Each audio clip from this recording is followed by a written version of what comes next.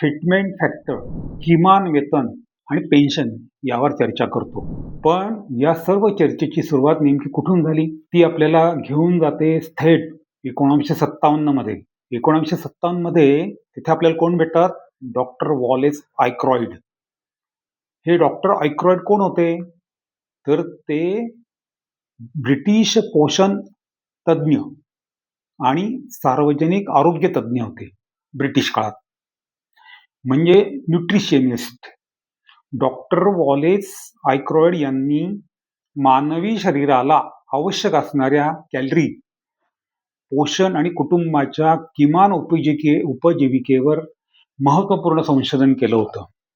मित्रांनो, भारतामध्ये सन 1957 मध्ये झालेल्या 15व्या इंडियन लेबर कॉन्फरन्समध्ये नीड बेस मिनिमम वेजेस म्हणजे गरजांवर आधारित किमान वेतन ठरवण्यासाठी डॉक्टर वॉलेस आयक्रॉइड यांच्या संशोधनाचा आधार घेण्यात आला.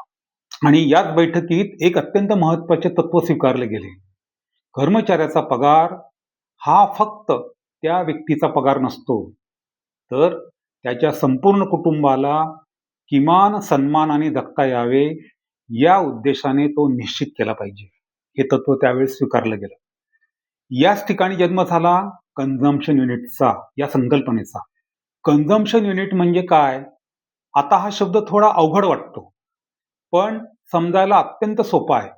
मित्रांनो, सरकारने असा विचार केला की एका कर्मचाऱ्याच्या कुटुंबात साधारणपणे एक कर्मचारी, त्यांची पत्नी आणि 2 मुले असे एकूण 4 सदस्य असतात.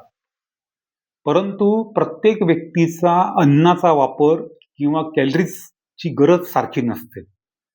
म्हणून कुटुंबातील प्रत्येकाला समान वजन न देता वेगवेगळे युनिट्स देण्यात आले.